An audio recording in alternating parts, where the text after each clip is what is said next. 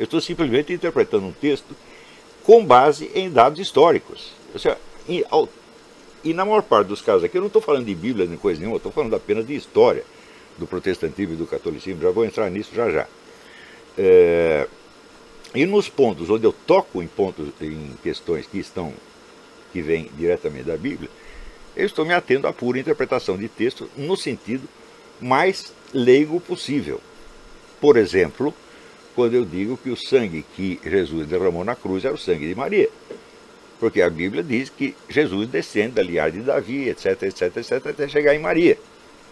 Portanto, era o sangue desta linhagem, o sangue da sua família. Ninguém vem com sangue próprio, e sangue próprio exclusivo. Então, ele recebe o sangue da mãe. Evidentemente, quando diz que Maria foi fecundada pelo Espírito Santo, o Espírito Santo fecundou um óvulo de Maria. Ele não fecundou um nada. Então, se Jesus pertence à linhagem, é porque ele tem o sangue dessa linhagem. Então, é também o sangue de Maria que é derramado ali na cruz. Isso não é teologia, gente. Isso aqui é fisiologia elementar. É uma questão de interpretação do sentido imediato do texto, não do seu sentido teológico. Quando eu estou dizendo isso, eu não estou afirmando que é um dogma da fé, que você tem que acreditar, porque está na Bíblia que Jesus derramou um sangue que era também o de Maria, etc., até de Davi. Não estou dizendo isso, eu estou dizendo que, do ponto de vista da interpretação imediata do texto, como puro documento, você tem que entender que o documento está afirmando que o sangue que foi derramado na cruz era o sangue de Maria, o sangue de toda a sua família. O que isso tem de teológico? Pode parecer teológico, porque esse pessoal só pensa em teologia. Agora, na maior parte dessas 6 páginas aqui, eu estou discutindo apenas a questão das relações históricas entre a Igreja Protestante e a Igreja Católica. E estou afirmando um fato incontrovertido, ao qual ninguém desmentiu até agora. Eu disse, dos mitos anticatólicos que circulam em livros, nos filmes, em shows de TV, etc., etc., e que aqui nos Estados Unidos constitui uma indústria bilionária, tá certo? Há uma parte que vem da linhagem iluminista ateística, que começa no século XVIII. E outra parte, muito maior, que vem de origem protestante. O primeiro desses mitos é a questão das indulgências. Até hoje, você vê gente dizendo, a igreja vendia indulgências, que isso é pecado de simonia, você está vendendo favores espirituais. Ora, esse pessoal não tem a menor ideia do que é indulgência. A indulgência era a suspensão não das penalidades eternas, mas de penalidades temporais em troca de uma multa em dinheiro. O sujeito, em vez de ser preso, pagar uma multa. Isso é indulgência. Indulgência não absolvia ninguém. Até o Eric Voegelin explica, ele diz, olha, foi lamentável que, quando os camaradas começaram a inventar essa versão fantasista da indulgência e acusá-la, a igreja não se explicasse direito. Ela podia ter mandado parar essa conversa na mesma hora, mas se omitiu. Quer dizer, não quis levantar mais polêmica e ficou quieto. E esta farsa se continua até hoje. Até hoje o pessoal repete, são 5 séculos, gente. Isso é uma mentiria boba inventada por Lutero. Lutero, aliás, vou dizer por português, claro, Lutero era um mentiroso compulsivo. Lutero suprimiu versículos da Bíblia e quando reclamaram, disseram, não, você tem que colocar. Ele não corrigiu, ele simplesmente bateu na mesa e disse, vai ficar assim mesmo. Ou seja, ele está proclamando que a autoridade dele é superior à autoridade do autor do texto da Bíblia. E depois vem dizer sola Escritura. Sola Escritura não, solo Lutero. Então, leiam a biografia do Lutero por Heinrich de Niffel, que é uma obra eruditíssima, é um clássico, e vocês verão que a vida de Lutero está cheia dessas coisas. Lutero não era uma pessoa de grande inteligência, era um homem de um talento poético, retórico notável, um tipo que reagia emocionalmente às coisas, não tinha condição intelectual de examinar, tá certo? E um tipo caracteristicamente alemão, você vai ver que isso na Alemanha, esse voluntarismo alemão é uma coisa clássica, todo mundo deveria conhecer. E sobretudo tem o seguinte, Lutero nunca foi protestante, Lutero é católico, e a igreja foi o Vaticano, quer dizer que espremeu o cara demais e de certo modo o provocou para que tomasse atitudes cada vez mais radicais que ele não queria tomar no começo. Então, quer dizer, empurraram o cara para virar inventor de uma religião. Quer dizer, é evidente que essa época, que o Éric Wegener classifica como época da confusão, tá certo? Não produziu nada capaz de orientar os seres humanos, porque os próprios personagens, a começar a turma do Vaticano, os católicos, os protestantes, estavam todos desorientados, ninguém estava entendendo o que estava acontecendo. Leiam na História das Ideias Políticas do Éric Wegener, que aliás era um luterano, e vocês vão entender perfeitamente por que nós não podemos, vamos dizer, nos ater ao que disseram Lutero e Calvino, como se fosse também palavra de evangelho. Porque aquilo que é palavra de evangelho não pode suprimir versículos do evangelho e dizer vai ficar assim mesmo.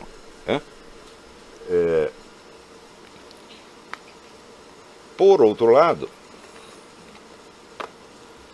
aquilo que eu disse neste artigo aqui está muito incompleto, ainda tem muita coisa para dizer, mas também a isto ninguém responde coisa nenhuma. Mas, como é que começou essa discussão? Começou com um parágrafo de louvor a Nossa Senhora que eu escrevi ali. Eu disse que Nossa Senhora foi o melhor dos seres terrestres.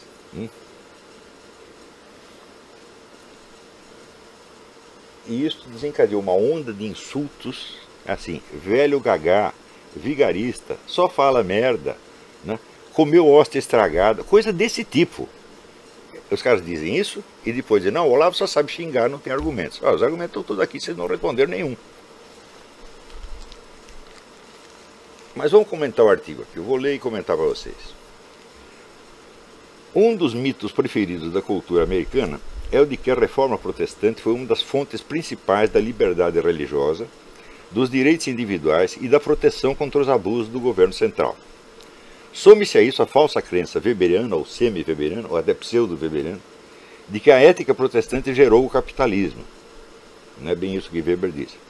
E a única conclusão possível é que o cidadão de hoje em dia deve a Lutero e Calvino, no fim das contas, praticamente todos os benefícios legais, políticos e econômicos de viver numa democracia moderna. Muito bem, nós temos que reconhecer que é fato que as igrejas protestantes ajudaram a difundir as doutrinas democráticas, os ideais democráticos. Mas foi esse o tipo de regime que elas criaram? Quer dizer, não tem sentido você avaliar a influência histórica de uma determinada corrente de ação só pelo significado literal do texto. Você tem que ver o texto e as ações nas quais essas mesmas correntes traduziam o verdadeiro sentido das suas palavras. O sentido das palavras de um líder político, de um guia das massas, está na tradução em ações das suas palavras, e não só nas palavras tomadas isoladamente. Porque você vê, por exemplo, pregar a democracia, todos os comunistas pregam. O Lula não é democrático, ele não acha que ele reagir contra 93% da população brasileira e impor a vontade de 1% é democrático? Ele acha. Então, as palavras só adquirem um sentido substantivo na hora que elas se traduzem em ação. E a ação é que traz mostra o verdadeiro significado dela. Então, para saber se de fato, né, as liberdades efetivas, não nominais, não apenas a liberdade está consagrada na lei é uma coisa, e ela existir na realidade é outra completamente diferente. Tá certo? Então, é inegável que na sociedade americana você ainda desfruta de muitas liberdades reais. Tá certo? Porém, não se pode negar que existe nesta sociedade aqui um fortíssimo elemento totalitário, que é o de controle da vida da vida privada do cidadão pelo Estado. Não só pelo Estado, como da própria comunidade. Não é isso? É uma sociedade na qual as pessoas têm a obrigação de se fiscalizar umas às outras e denunciá-las. Quer dizer, você denunciar pessoas à justiça por qualquer coisa, e se tornou uma norma nos Estados Unidos. O sujeito olhou feio para o outro vai para a justiça. Então, não é necessariamente um regime totalitário, mas que é uma sociedade totalitária, é. Eu estou vivendo aqui faz 10 anos, não posso negar isso aí. E vou mostrar a origem disso daqui a pouco. Então vamos lá. Mas tudo isso é propaganda, não história. Desde logo a supressão da autoridade política da Igreja, um dos objetivos declarados da Reforma, que nisso concordava perfeitamente com Maquiavel. Maquiavel e Lutero eram contemporâneos, né? E note bem, você nada entenderá do que eles fizeram se você não entender, admitir, em primeiro lugar, que eles eram, acima de tudo, patriotas, nacionalistas. O sonho de Lutero não era uma igreja universal, era uma nova república alemã, um novo regime alemão. Salvar a Alemanha da influência estrangeira, né? Que é uma ideia que vai perpassar a cultura alemã por séculos até chegar no nazismo. Quer dizer, Deutschland über alles, a Alemanha acima de tudo. Lutero pensava assim. Então ele queria criar um novo regime para a Alemanha que o tornasse imune à influência estrangeira. Para isso era preciso quebrar a autoridade política da igreja. Não era um motivo teológico, era um motivo puramente patriótico. É com isso que começa a coisa toda. Ao mesmo tempo, Maquiavel tinha uma proposta exatamente idêntica com relação à Itália. Tudo que ele escreveu foi para libertar a Itália da influência estrangeira. Então, esta é a época da fundação, da emergência dos Estados-nações. Então, quer dizer que uma pululação de sentimentos nacionalistas e teorias nacionalistas é uma das características dessa época, que é marcada, por exemplo, pelo começo do uso das línguas nacionais nas obras escritas. Antes, praticamente todo mundo escrevia uma língua internacional, que era o latim. Na Alemanha, continuaram usando o latim até o século XVIII, porque era considerada uma língua de cavalos. Ou seja, a Alemanha era um país tão atrasado, tão miserável, que a sua língua nacional, mesmo depois de consagrada na tradução da Bíblia por Lutero, continuou não sendo uma língua de cultura. Até o século XVIII. Você vê que Leibniz, o maior filósofo alemão do século XVIII, quase tudo que ele escreveu era em latim ou francês. De vez em quando escreveu uma coisinha em alemão também. Mas a maior parte está em latim ou francês. Mas o próprio uso das línguas nacionais mostra ali uma tendência de afirmar a identidade nacional contra o sentido do império europeu. Todo mundo queria se desgarrar do império europeu, criar estados nacionais que, por sua vez, tinham a pretensão de se tornar impérios mundiais. Então você tinha um império mundial alemão, um império mundial francês, um britânico, etc, etc. Né?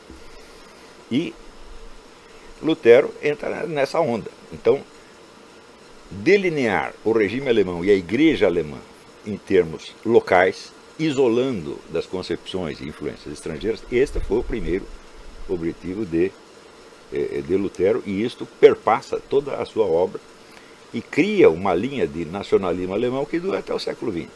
Hoje está praticamente dissolvida. Depois da guerra, o nacionalismo alemão se desmoralizou e ninguém mais tem coragem de falar isso. Mas até 1945 era isso que valia.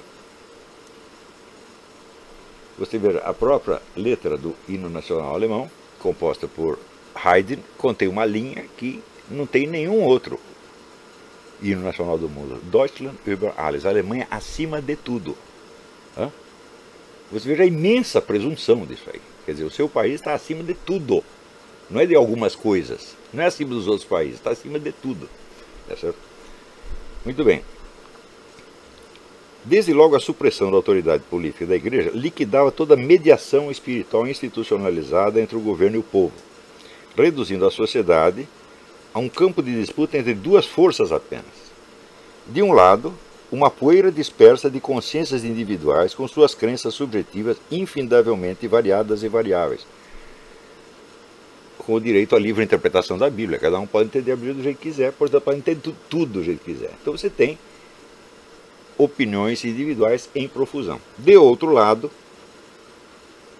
a vontade de ferro do governante consolidada na doutrina da razão de Estado, que foi a doutrina que se afirmou justamente nesta época.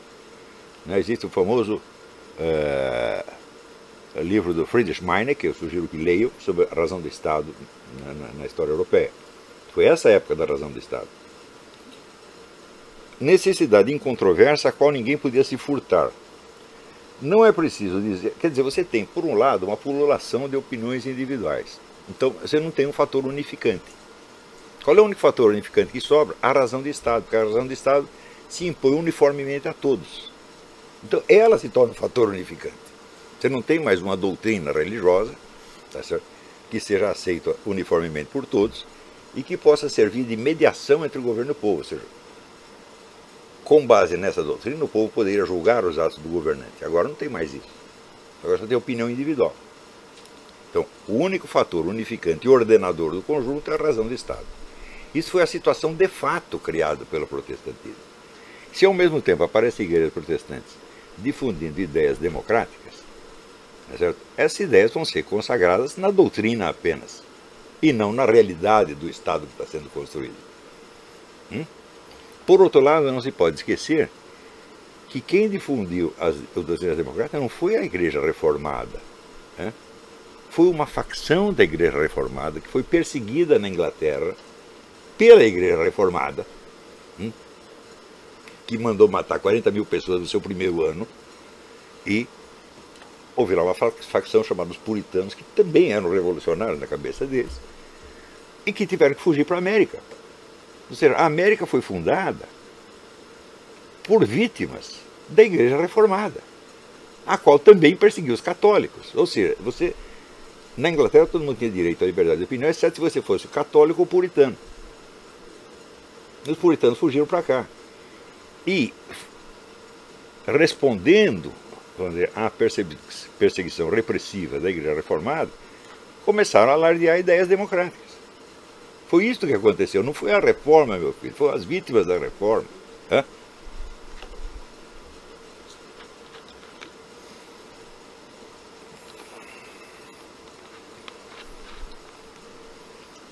Não é preciso dizer qual das duas forças acabou por prevalecer. O clássico estudo de Bertrand de Jouvenel, Du pouvoir, histoire naturelle de sa croissance, 1949, demonstrou de uma vez por todas que o crescimento do poder do Estado, com a consequente atrofia das liberdades individuais, é a mais nítida constante da história ocidental moderna, pouco importando se estamos falando de democracias ou de ditaduras. Portanto, não se trata da formulação doutrinal do regime, nem mesmo do texto dos seus diplomas legais. Trata-se da prática real, do que acontece na política real. Então, o poder do Estado cresce nas democracias como cresce nas ditaduras. Cresce, às vezes, por meios diferentes, mas cresce de qualquer maneira. Portanto, as liberdades individuais se atrofiam. Você veja o que acontece hoje, por exemplo, com essa campanha antitabagista, que começa a proibir você de fumar em certos lugares, depois você não pode fumar na rua, depois você não pode fumar na sua própria casa, mas pode continuar produzindo cigarro. Eu digo, se você quer eliminar isso completamente, proíba a produção e a venda. Por que você permite a produção e a venda, mas proíbe o consumo? Porque da produção e da venda você ganha imposto. Tá certo? Então, é claro que isso é uma imensa trapaça. O governo continua ganhando dinheiro. Veja, na França, a produção de cigarros é monopólio do governo. O governo produz todos os cigarros e proíbe fumá-los. É evidente que ele sabe que o pessoal não vai parar de fumar assim. É só para desmoralizar as pessoas, quebrar a sua vontade, obrigá-las a seguir o que o governo está dizendo. Não na esfera das atitudes políticas, mas da atitude mais individual que existe, que é você pegar um cigarro e acender.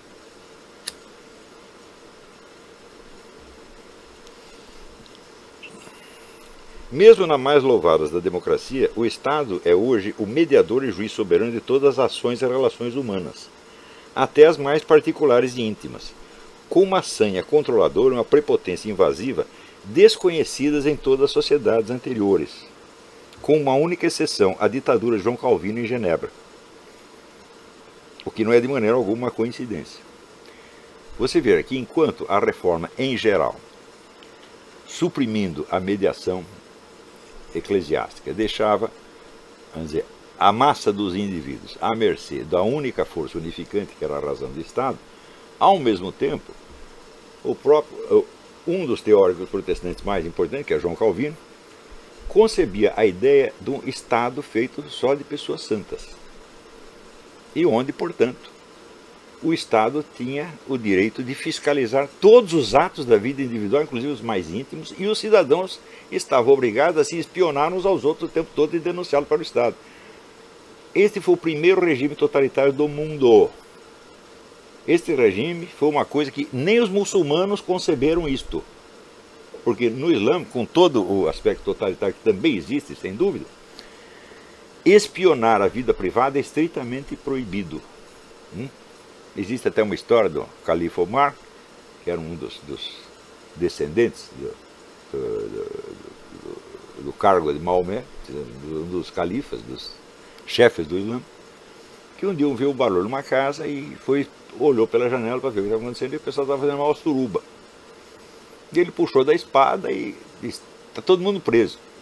E eles responderam: não, quem está preso é você, porque você está espionando. E ele embanhou a espada, disse: desculpe, o vexame, e foi embora, quietinho. Então, a vida privada no Islã ainda é sagrada. É a história de que, né, a casa de um homem é o seu castelo, como se diz na Inglaterra. Em Genebra não era assim. Na Suíça de Calvino não era assim. A casa de um homem é uma casa de vidro que está sendo espionada pela autoridade eclesiástica lá fora e espionada pelos vizinhos que vão denunciá-lo. Então, vamos dizer, o totalitarismo é uma invenção de João Calvino. Não existiu nada disto no mundo antes. Nem nas tiranias islâmicas isso existia. Ora, mas é evidente que isso é uma consequência imediata da própria proposta de Lutero. O João Calvino simplesmente tirou uma consequência. Falou: olha, se só o que governa é a razão do Estado, é necessário que a razão do Estado seja cristianizada. É uma coisa, se você aceita a premissa, você tem que aceitar a consequência. Quer dizer, não podemos acusar Calvino de ter sido ilógico. Ele tirou a consequência teórica e doutrinal de uma situação de fato que tinha sido criada pela própria reforma.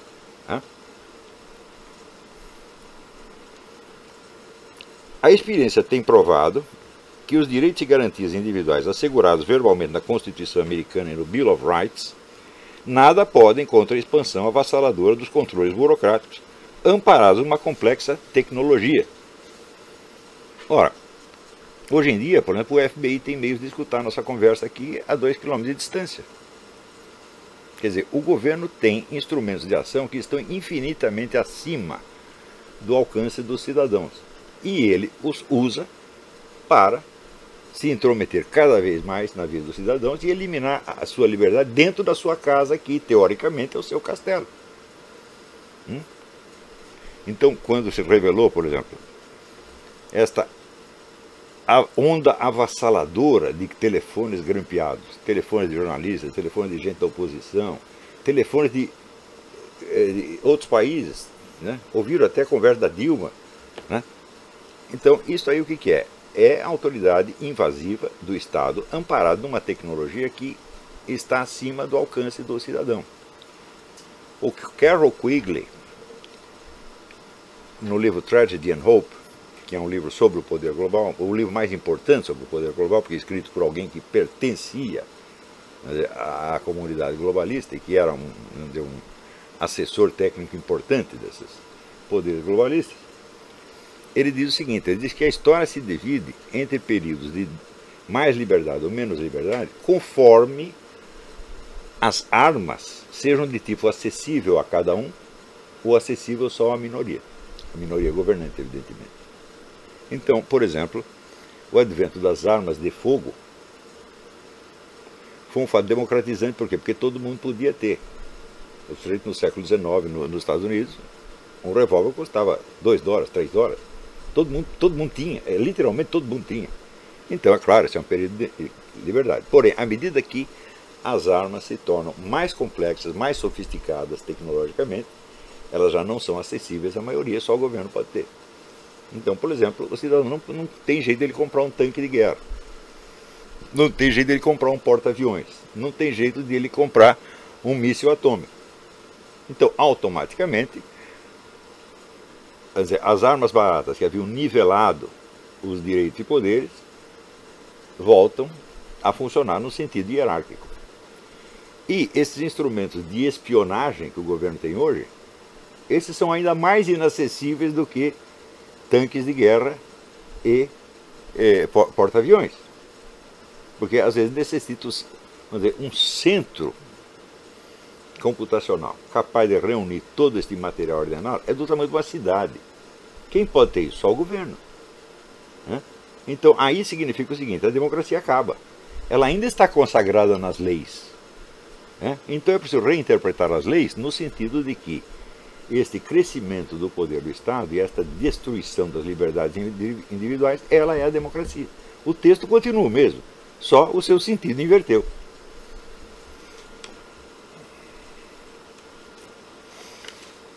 Nada pode contra a expansão avassaladora dos controles burocráticos amparados numa complexa democracia, mesmo no caso em que estes se voltam patentemente contra interesses nacionais mais óbvios, como é o caso de tantas medidas do governo Obama. O governo Obama está espionando não para assegurar o poder nacional americano, mas para destruí-lo. Isso todo mundo sabe. Ele quer dar o poder aos islâmicos. Nada mais pode disfarçar isso aí. E, no entanto, ele tem sob o seu comando todo esse aparato.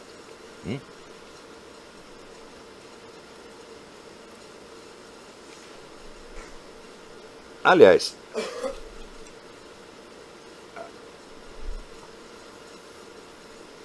a reforma teve ainda uma segunda consequência, especialmente nos Estados Unidos.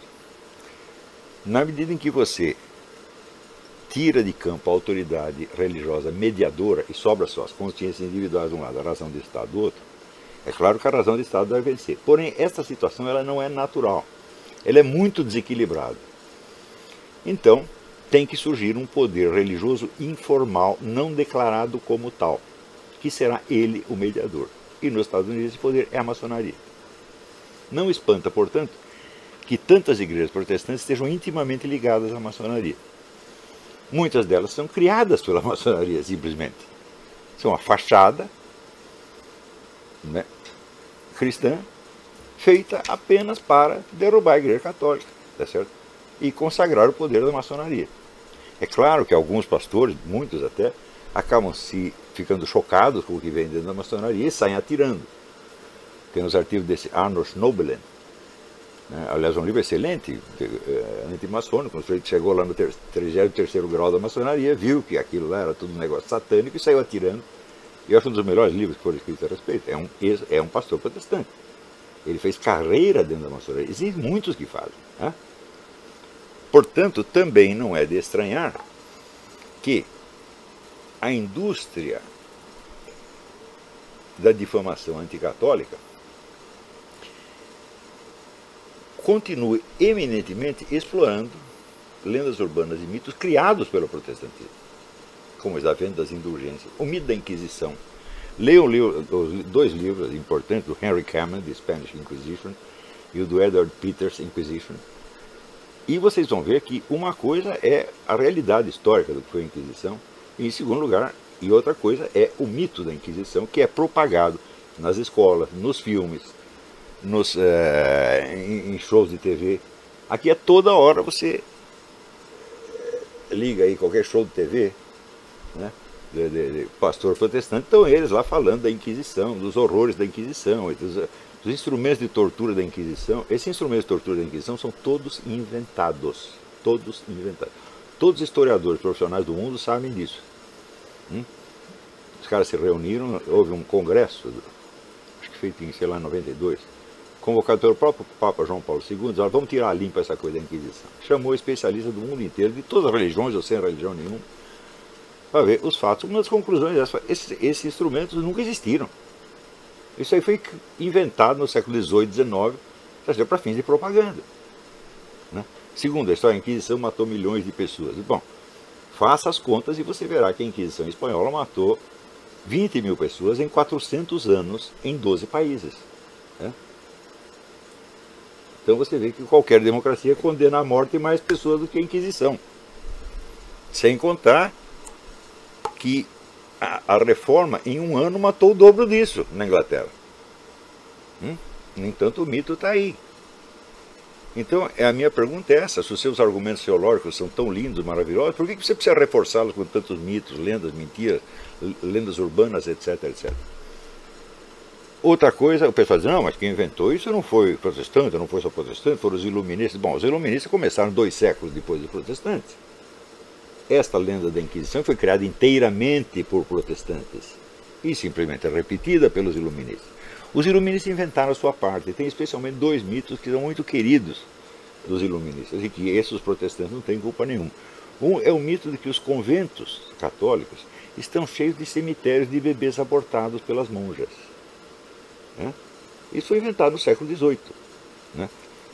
Vocês leem o livro do Paul Hazard, O Pensamento Europeu no século XVIII, está tudo lá. Paul Hazard não é um apologista católico, é talvez o maior historiador da França no século XX. Né?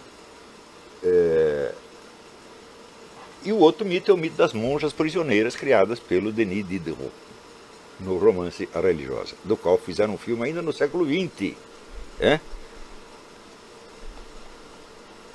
Eu não lembro quem foi o diretor do filme, mas foi um filme de enorme sucesso, ganhou o prêmio em Cannes, etc, etc. Eu já contei essa história aqui. Denis Diderot escreveu esse romance dizendo que se baseava em fatos reais, que ele tinha a documentação recebida diretamente da personagem, de seus parentes, na qual uma monja que queria abandonar as ordens monásticas foi mantida prisioneira no convento para que não saísse. Né? E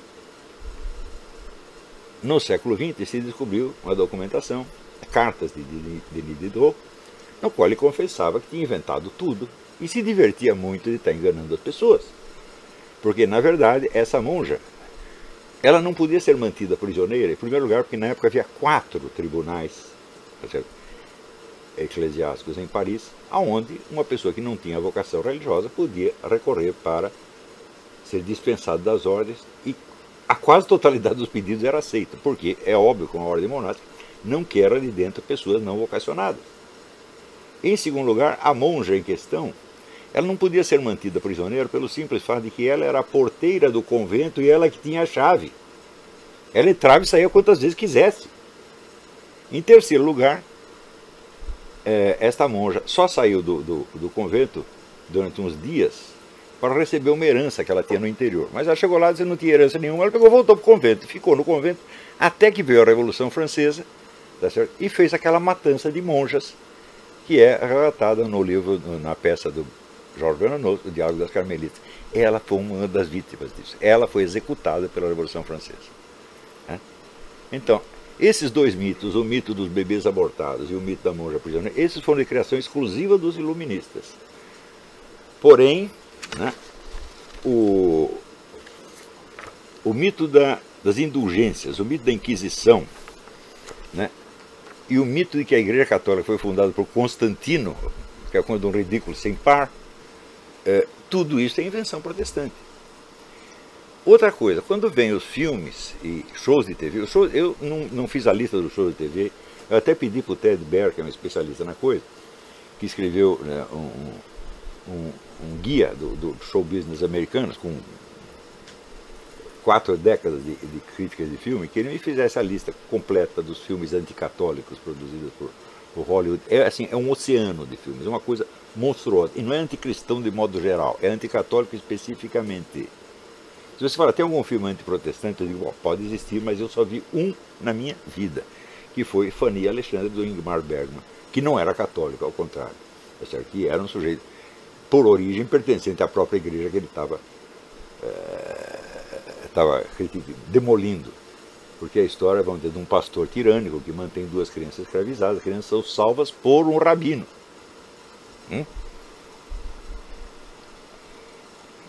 Então, dizer, um ataque tão violento a uma igreja protestante, eu só vi um, ao passo que contra a igreja católica 6 milhares. Daí o pessoal diz, mas acontece o seguinte, os donos de estúdios são todos judeus.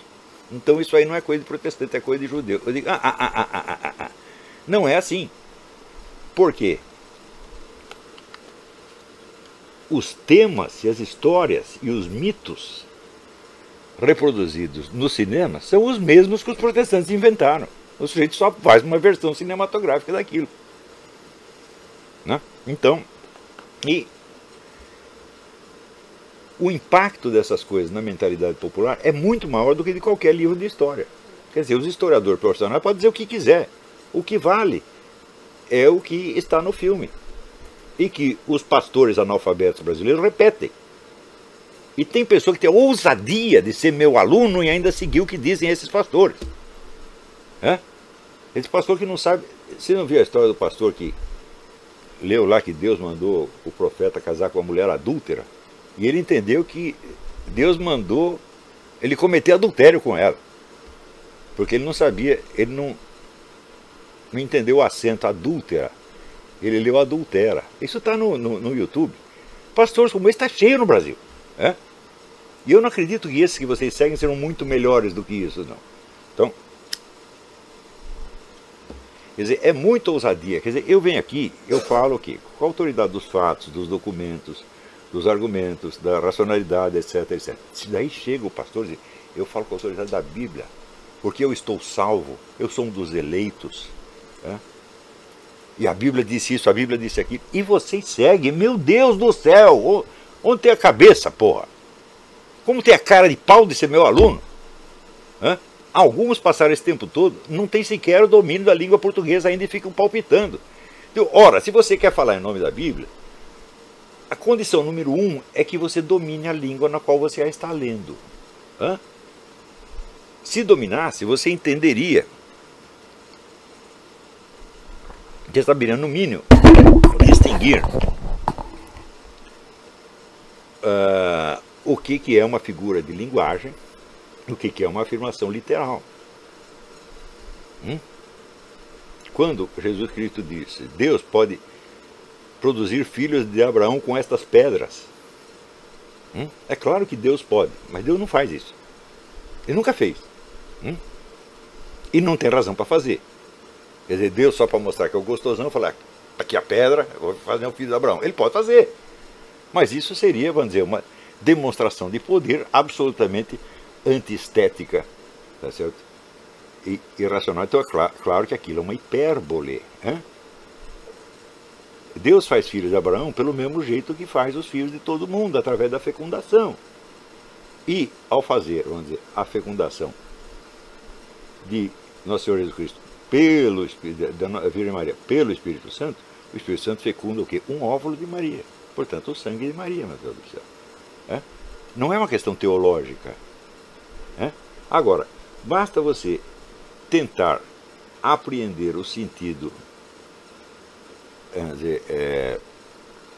óbvio e patente de uma frase da Bíblia, ou seja, você usar a minha experiência de mais de meio século de manejo da língua portuguesa, para entender o que está escrito na tradução do padre Antônio Pereira de Figueiredo, da tradução do João Ferreira de Almeida, que é protestante. Se simplesmente usar isso, as pessoas acham que é uma discussão teológica. Eu digo, não, eu não estou proclamando o que eu estou dizendo como dogma da fé. Eu estou proclamando como sentido explícito das palavras. E as pessoas, evidentemente, veja, se não sabem entender o que eu estou dizendo, como é que vai entender o que a Bíblia está dizendo, meu Deus do céu? Por exemplo, quando eu escrevo aquele negócio, eu não estou qualificado para discutir teologia, eu deixo para pessoas mais preparadas, talvez dentro de uns anos eu entre nisso. Quando eu digo isso, as pessoas não entendem que é uma demonstração de modéstia. Eu não estou dizendo que eu sou analfabeto em teologia, eu sei muito mais teologia do que essas pessoas. Só não considero lícito eu sair proclamando dogmas da fé com argumentos meus próprios. Quando eu estou falando dogma da fé, simplesmente o que a igreja falou. Eu não tenho a obrigação de conferir um por um e criar argumentos meus para sustentar isso aí, que seria o que o teólogo faria. Quando a menina lê isto e diz, se o cara diz isso e depois ele dá a opinião sobre teologia, é contradição. O quê? Ele diz, não, é desonestidade. Ele diz, o quê? Quer dizer, porque eu não me considero qualificado para entrar em altas discussões teológicas, isso é, para discutir com teólogos de verdade,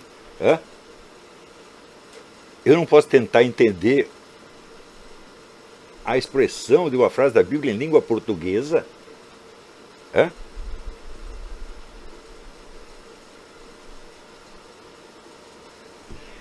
Note bem, essa discussão na internet começou com um parágrafo em louvor de Nossa Senhora, que foi respondido com xingamento mesmo. E teve até pessoas honestas, tem uma moça muito honesta que eu acho, que é a Paula Félix. Paula Félix disse, não, mas Jesus disse que o maior dos seres humanos era João Batista. Ele disse, bom, muito bem. Ele disse, o maior dos nascidos de mulher. O que ele quer dizer com nascidos de mulher? Quer dizer, nascido pelas vias fisiológicas normais. O que não é o caso dele mesmo. E isto deu muitos séculos de discussão e resultou no dogma da Imaculada Concepção de Maria, ou seja, Maria foi concebida sem pecado. Então ela não está na mesma categoria de João Batista, até expliquei isso para Paulo. Ela não está na mesma categoria de João Batista, embora ela tenha nascido de mulher, ela não nasceu de mulher do mesmo modo que nasceu João Batista e que nascemos todos nós. Ela foi concebida sem pecado. Então, isso foi a conclusão de séculos de discussão na Igreja Católica, e quando esse dogma foi proclamado, teve uns poucos que ficaram contra, que se chamavam os velhos católicos. E uma curiosidade, um dos velhos católicos era o nosso Rui Barbosa, que vivia dando palpite em teologia, embora estivesse excluído da igreja por ser maçom. Mas ele achava que era católico. Então, essa é coisa típica de brasileiro. Ninguém está na maçonaria e acha que ainda está firme dentro da igreja católica. Só na cabeça de brasileiro isso pode acontecer.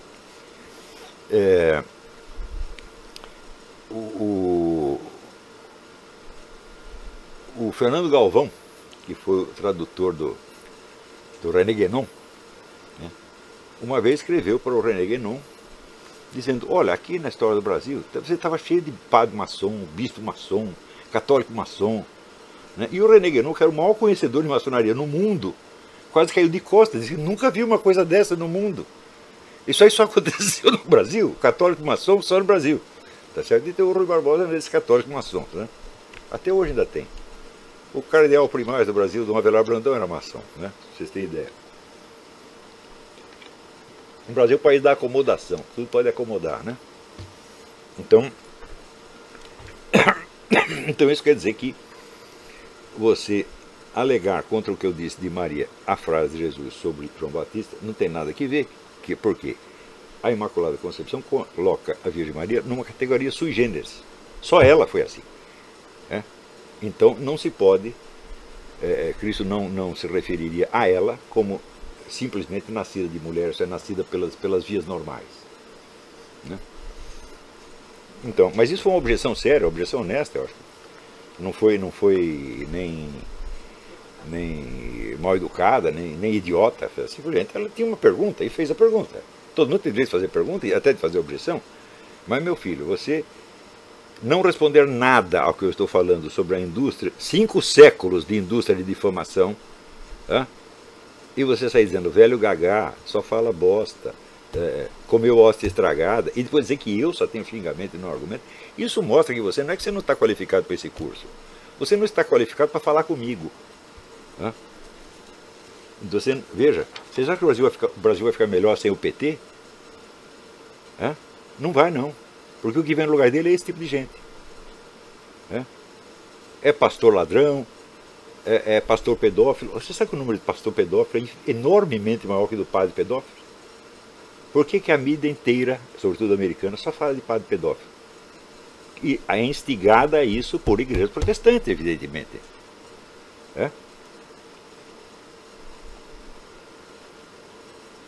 Então vamos lá. Não cabe sequer alegar que essa exaltação abusiva do poder estatal foi apenas, para usar a expressão de Weber, um resultado impremeditado da reforma. Já que Lutero, a contrapelo da doutrina tomista, que proclamava o direito de rebelião contra injustiças em geral, advogava ostensivamente a submissão total e incondicional dos cidadãos ao governante. Isto é importante. Lutero disse que você não pode desobedecer ao governante jamais, você não pode se rebelar contra ele jamais, exceto admitindo a revolta só no caso específico do Estado interferir em questões de religião. Então, veja, isto é a configuração do Estado laico moderno. Essa dupla exigência, a submissão integral ao Estado e a abstinência deste em matéria religiosa, formam o perfil claro do Estado laico moderno, onde necessariamente o argumento religioso perde força contra a racionalidade neutra, entre aspas, da vontade estatal, e acaba sendo banido do cenário político, se não de toda a vida pública, que é exatamente o que está acontecendo. Então, por aí vocês vejam, o Eric Wegener, ali na História das Ideias Políticas, ele assinala a tremenda inépcia de Lutero e Calvino na compreensão da situação política do tempo. Eles não entendiam o que estava acontecendo. Simplesmente pegavam a Bíblia e saíam gritando regras, tá entendendo? Sem calcular o efeito prático real que isso teria. Qualquer pessoa com um pouco de lucidez perceberia que a supressão da autoridade espiritual deixaria o povo inteiramente, dividido em opiniões individuais, inteiramente à mercê da vontade unificante do Estado. Qualquer um podia perceber isso.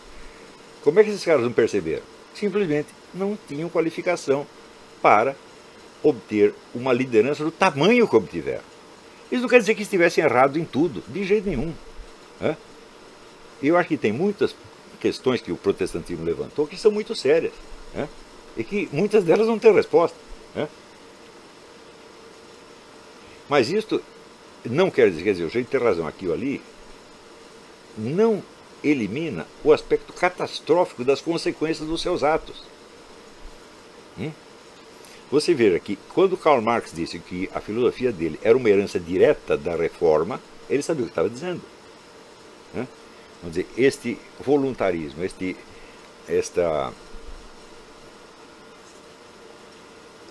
este ódio contra toda autoridade espiritual. Dizer, não existe autoridade espiritual, só existe a alma e Deus.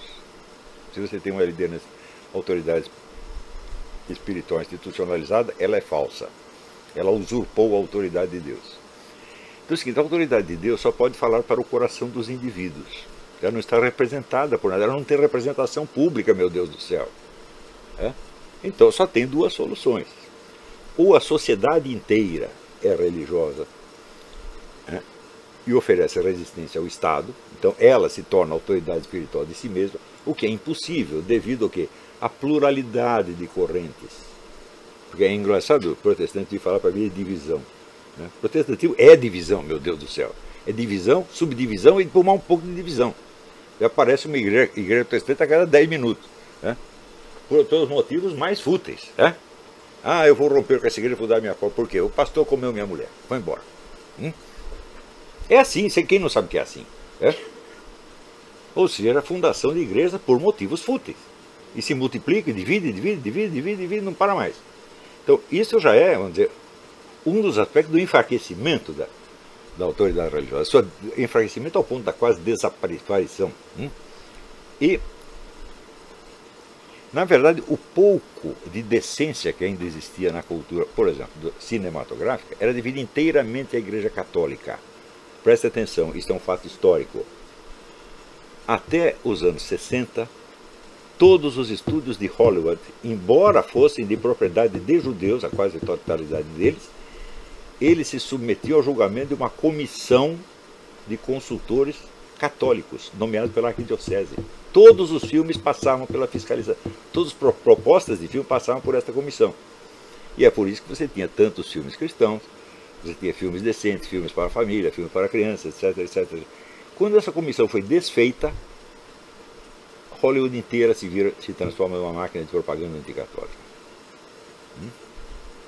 que dura até hoje e contribui enormemente para a destruição da civilização ocidental. Aliás, o Eric Voegelin assinala isso, quer dizer, Lutero era eminentemente uma força destrutiva.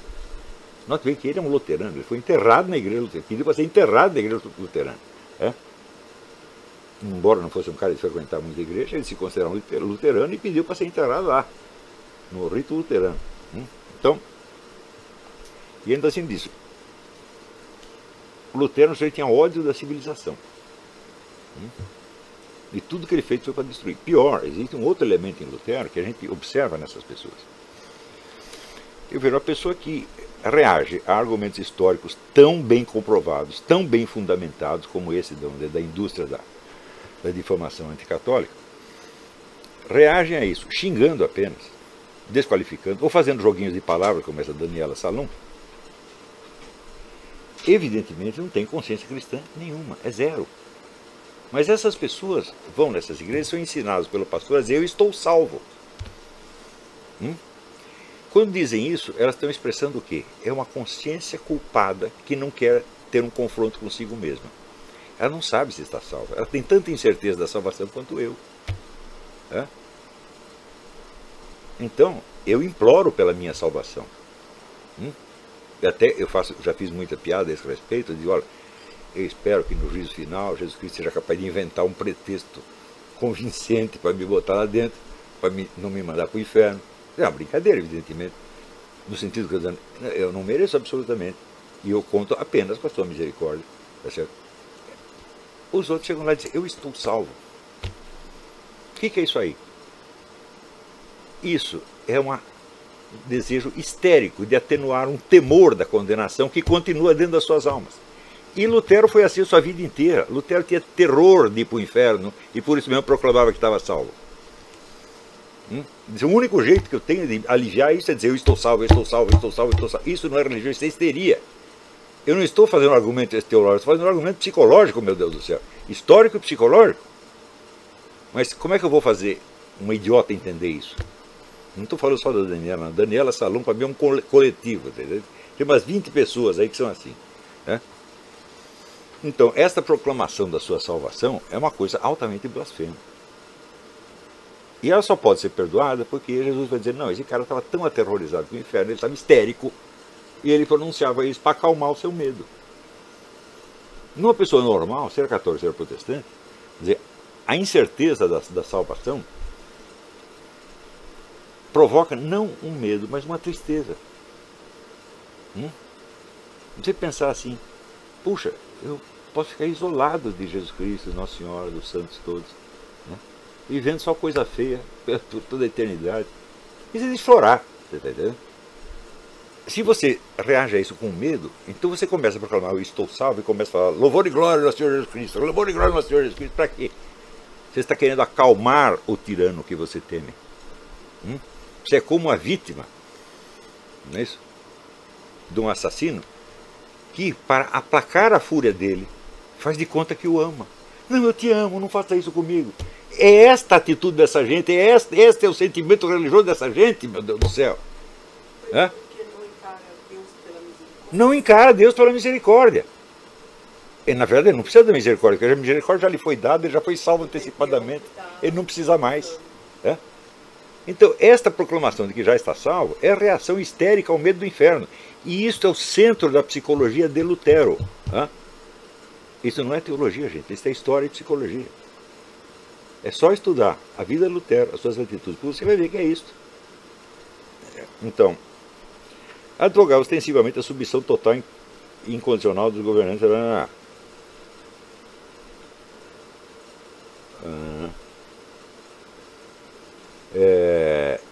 Lutero, a contrapelo da doutrina tomista, que proclamava o direito de rebelião contra injustiças em geral, advogava ostensivamente a submissão total e incondicional dos cidadãos ao governante, admitindo a revolta só no caso específico do Estado interferir em questões da religião. Ou seja, Santo Tomás de Aquino admitia a rebelião contra uma injustiça, contra a roubalheira, né, contra qualquer procedimento imoral do governante. Ora, os católicos não reagem à máquina de difamação anticatólica. Por quê? Porque eles querem um negócio chamado ecumenismo. Não, vamos botar panos quentes, vamos esquecer, vamos perdoar. Isso não quer dizer que eles não saibam que estão sendo enganados. Tanto sabem que escrevem livros acadêmicos e artigos em jornais católicos, apenas que ninguém lê. Tá certo? Explicando as coisas. E daí eu fico sabendo porque eu li esses livros. Eu li a acusação e li a defesa. Olha, um dos primeiros livros que eu li sobre a Inquisição foi do Henry Lee. Lee escreve L-E-A, não é L-E-E, L-E-A. Henry Lee é um clássico americano, né, que pinta a Inquisição nos termos mais monstruosos que você pode imaginar. Esse foi um dos primeiros livros que eu li. E acreditei. Né? E, então, quando depois aparecem padres, bispos e papas pedindo desculpas pelo que a Inquisição fez, eles estão mentindo contra a sua própria igreja. Eles só leram o material contra. E não tem nada a alegar a favor. Você veja, as atas do Congresso L'Inquisitione, que foi feito por convocação do João Paulo II, as atas, isso é, os trabalhos apresentados pelos historiadores, demonstram que a lenda negra da Inquisição é inteiramente falsa. E não obstante, no prefácio, o João Paulo II pede desculpa pelos crimes da Inquisição. Quer dizer, como pedir desculpa pelos crimes se o resto do livro está mostrando que os crimes não existiam? É porque é obrigatório, o Papa tem que ser bonzinho com os protestantes. Até João Paulo II, que foi sob certas ações, foi um grande Papa, quando chegava nesse ponto do ecumenismo, era de uma fraqueza, né, que eu posso dizer abjeta. Né? Era obrigado a beijar o Corão, dançar com o pessoal animista. O que é isso, pô? O João Paulo II tinha grandes coisas, mas também tinha esse lado vergonhoso. E os outros? Então, os outros pior ainda. E esse daí, bom, deixei. Assim, não me contem o que o Papa Bergoglio falou, eu não quero saber. Né? Então, é o tal negócio. Se eu digo coisas horríveis contra o Papa, ou contra o Concílio Vaticano II, ou contra os conservadores, contra os tradicionalistas, que eu também digo contra eles, né? Daí toda a cambada evangélica aplaude. Mas se eu digo realidades históricas, patentes, mais do que provadas, né? Aí ele está discutindo teologia, está entrando num terreno que ele desconhece. Terreno que ele mesmo diz que desconhece. Eu digo, bom, aqui tem 10 linhas minhas que podem ser interpretadas como tendo algum alcance teológico, mas 10 linhas no meio de 6 páginas, meu Deus do céu. E, note bem, o principal do que eu escrevi é sobre o lado histórico da coisa, não sobre o lado teológico. O lado teológico eu posso até concordar com vocês, eu não ligo muito para a discussão teológica, por quê?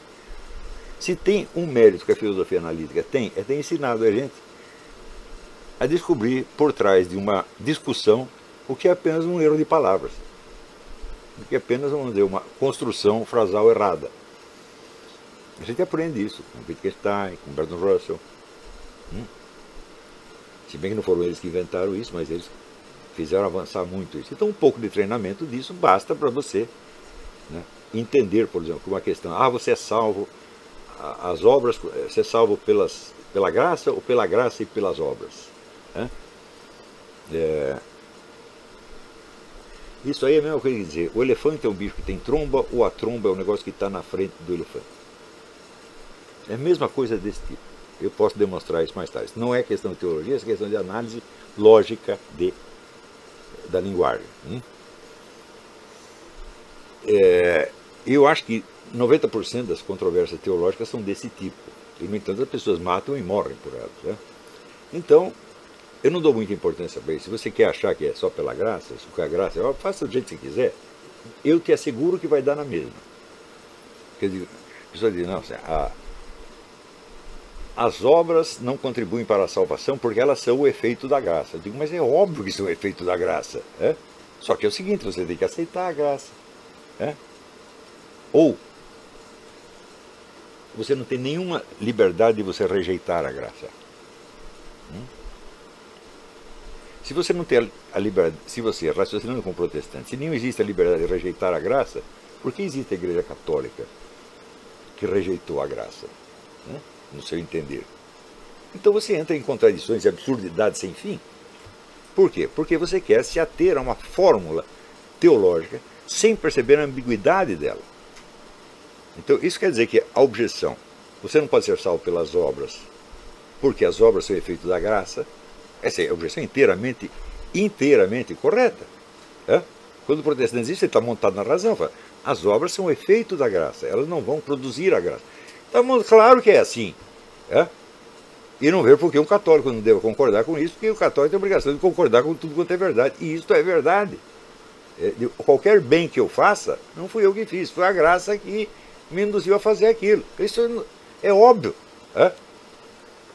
Mas isso não quer dizer que eu esteja salvo de antemão. Eu estou salvo de antemão no plano da onisciência divina, no qual eu não posso penetrar. Então significa que, para efeitos da condução moral humana, eu devo raciocinar como se não estivesse salvo e como se as minhas obras fossem necessárias para a salvação, embora objetivamente não seja assim. Isso é uma confusão. Em tudo que tem negócio de religião existem 2 planos. Existe o plano da doutrina e existe o plano da técnica, ou da moral, ou da prática. E as relações desses 2 planos são tremendamente complicadas.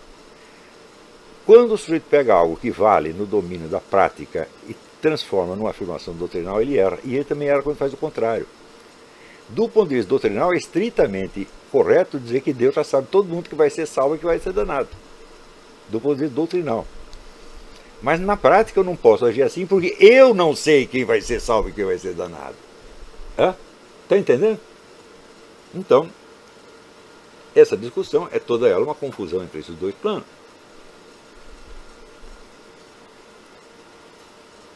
Por exemplo, às vezes as pessoas vêm falar, não sei o que, isso aqui é doutrina budista. Eu digo, não existe nenhuma doutrina budista. Não existe nenhuma, zero de doutrina. Só, tudo no budismo é técnica espiritual. Tudo, 100%. Tá?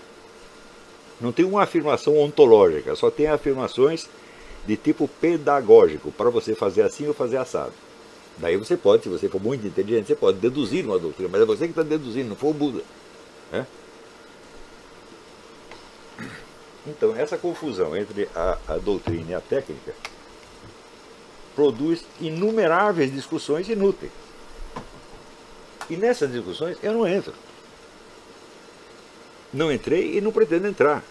Mesmo que venha a gente me cobrar. E sugiro que vocês não entrem também. Se vocês querem entrar nessa discussão, meu filho, estude 30 anos e depois você dá um palpite sobre isso. Né?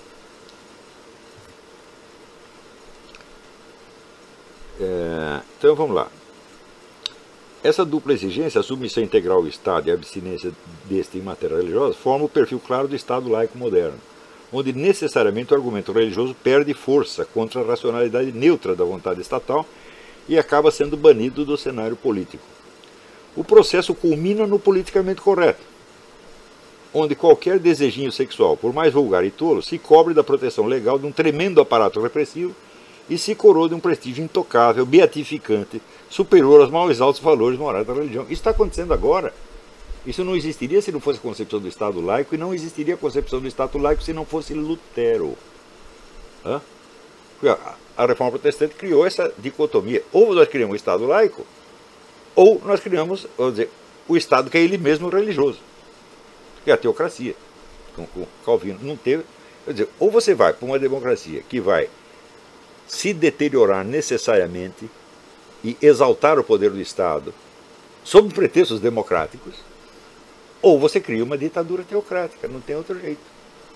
Né? Quer dizer, isso foi consequência histórica, real da reforma. Não digo que fossem as pretensões deles, eu estou acabando de dizer, eles não tinham a menor condição de calcular os resultados das suas ações. Defendiam as coisas assim porque acreditavam que estava na Bíblia. Então, outra coisa, como é que você faz para aplicar uma sentença da Bíblia a uma situação humana correta? Essa é uma das coisas mais difíceis que existem. Por quê? É muito simples. Vocês leiam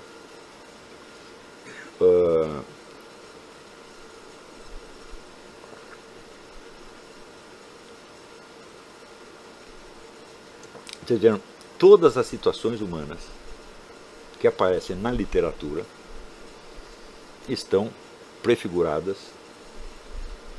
no livro The Great Code. The Great Code mostra isso, que todas as situações dramáticas possíveis e imagináveis estão prefiguradas na Bíblia. Se todas estão lá, qualquer uma que você veja tem uma prefiguração bíblica.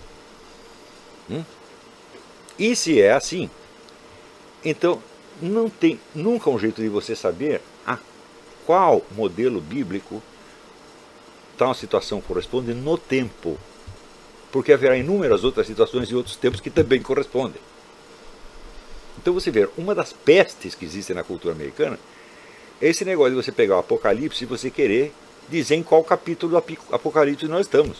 O que está acontecendo, está previsto, não sei o que, não sei o que, não sei o que. Eu digo, sim, está previsto lá, mas muitas outras coisas anteriores, muito diferentes dessas, também estavam.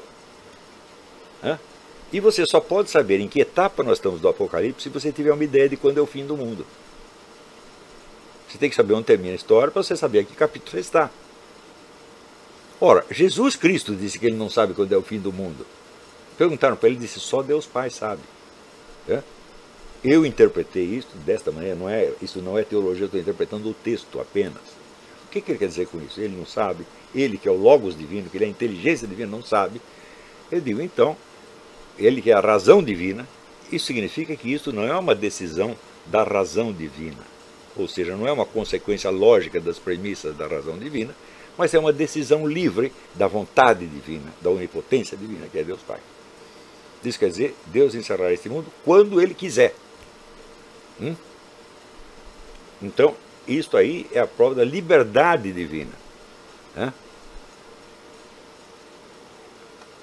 Deus está comprometido com a sua palavra eternamente, e por isso mesmo Ele não diz quando é o fim do mundo. Uai, se ele não disse, ele não está comprometido a fazê-lo hoje, nem amanhã, nem numa data determinada. Ele fará quando quiser. Hã? Será que estou errado em interpretar assim? Este é o sentido óbvio da frase. Eu nem sei se isso corresponde à doutrina católica, mas a frase só pode ser interpretada desta maneira. Então, esta mania de você ficar vendo os sinais do Apocalipse na atualidade, tá certo? Significa que você sabe quando é o Apocalipse. Se você não soubesse, se você confessasse que não sabe, você teria a dizer, isto aqui parece com o que está previsto no Apocalipse, mas pode não ser. Né? Pode ser uma coisa totalmente diferente. E pode ser, vamos dizer, uma das muitas antecipações do Apocalipse que acontece ao longo da história. Por no século X, todo mundo acreditou piamente que o fim do mundo era no dia seguinte. Tem muitos livros sobre os horrores do século X. E, no entanto, não aconteceu. As primeiras gerações de cristãos acreditavam que Jesus Cristo ia voltar no dia seguinte. O próprio Paulo, ele diz, eu não sei. Ele foi o primeiro que teve a sensatez de dizer, eu não sei. Eu não sei, você também não sabe. Por quê? Porque o próprio Cristo disse que ele também não sabe. Então, esse pessoal que sabe, vamos dizer, a indústria de profecias apocalípticas aqui nos Estados Unidos é uma coisa de uma grandeza extraordinária. Isso rende bilhões todo ano. Para pessoas que estão, no fundo, estão insinuando que elas sabem quando é o fim do mundo. Tem outro que diz que sabe quando é o fim do mundo, o René Guénon. O René Guénon diz que o fim do mundo será em 2032. E depois do fim do mundo, o Islã se expandirá formidavelmente. Não é lindo?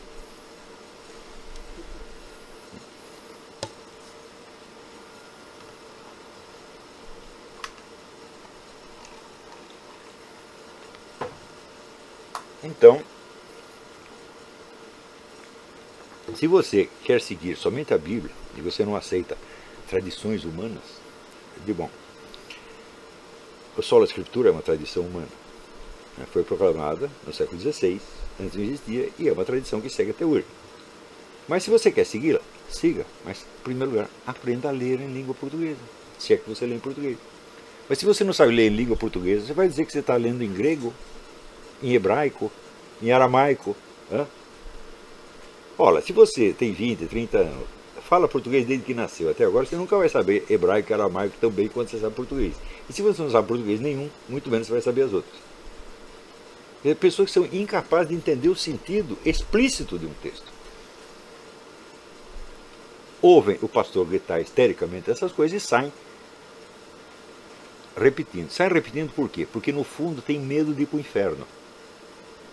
E se defendem disso mediante a proclamação histérica de que estão salvos e de que só Jesus salva, louva a glória ao Senhor. Isso é histeria, não é religião, meu Deus do céu. Por quê? Você vai ver a religiosidade do sujeito na sua atitude perante os fatos concretos da vida. Por exemplo, se você interpreta de maneira grosseira e maliciosa as palavras de um professor ao qual você mesmo reconhece que deve tanto, você está cometendo um dos 5 pecados que bradam aos céus, que é a ingratidão. E não percebe. De como? O seu discernimento moral não chega, não basta para isto? Quer dizer, se você leu tal e qual coisa, primeiro, você tem a obrigação de dar a interpretação mais benevolente possível. Porque se você mesmo reconhece que aprendeu isso, mais aquilo com o sujeito, bom, então antes de eu desconfiar ou de eu insinuar uma coisa, deixa eu dar uma interpretação benevolente, que aí eu não pecarei de maneira alguma. Mas se na primeira, olha aqui, contradição, desonestidade, é óbvio que você está querendo se limpar na minha pessoa. E pior, você está usando a Bíblia como papel higiênico para limpar sua própria sujeira. Não só limpar sua própria sujeira, como limpar a sujeira desses 5 séculos de difamação. Não há religião nenhuma nisso, meu filho. Há apenas uma histeria. Então, não se trata de discutir a teologia evangélica ou protestante, mas essas atitudes. Se for, a teologia é séria e deve ser discutida seriamente, e eu te confesso, eu não tenho qualificação para isso e não pretendo ter nos próximos anos, não pretendo entrar profundamente nessas questões. De vez em quando posso dar um palpite aqui ou ali, como todo mundo tem. Vocês não têm nenhuma opinião em matéria de religião, não? Nenhuma. Né? Quando vocês estudaram? Não estudaram nada, viram o pastor dizer meia dúzia de besteira lá e saem repetindo. Né? E eu, com tudo que eu estudei, se você quer, eu mostro aqui, eu tenho as obras de Lutero, tenho as obras de Calvino, tenho as obras de Melanchthon, e tenho toda a teologia católica, tenho Santo Tomás, tenho São Bernardo, está tudo aqui, e tudo isso eu li, meu Deus do céu. E com tudo isso eu digo, olha, eu acho melhor não me meter, porque essa é uma coisa de altíssima responsabilidade, diferente do tipo de responsabilidade que eu treinei e cultivei. Não é isso? Então, o teólogo, quando ele diz as coisas, ele está dizendo o que é o conteúdo da fé, portanto, o que você tem a obrigação de acreditar. Eu não posso fazer isso. Você não tem obrigação de acreditar no que eu estou dizendo. De acreditar no sentido religioso, de incorporar isso à sua fé. Não, você tem a obrigação de acreditar no sentido estritamente humano e lógico da coisa. Isso não é para incorporar na sua fé, mas é para incorporar nos seus hábitos intelectuais, que são coisas completamente diferentes. Então, se você for jogar pelos frutos conhecereis, a reforma foi sem dúvida uma catástrofe. Catástrofe para tudo, porque gerou o Estado laico, gerou a ascensão do marxismo, gerou a onda de ateísmo, gerou o iluminismo, tá certo? Então não adianta dizer, mas o Lutero era contra os humanistas, etc, etc. Claro, ele era contra, mas ele não percebia que eles o estavam ajudando. Ele não tinha um discernimento político para isso. Eu digo, meu filho, se você libera a interpretação da Bíblia, se você elimina a autoridade mediadora, e agora cada um interpreta como quiser, você está fomentando o estudo humanístico. A atitude humanística. Cada um estuda e acha que a opinião quiser. Você é contra os humanistas, mas você os ajuda.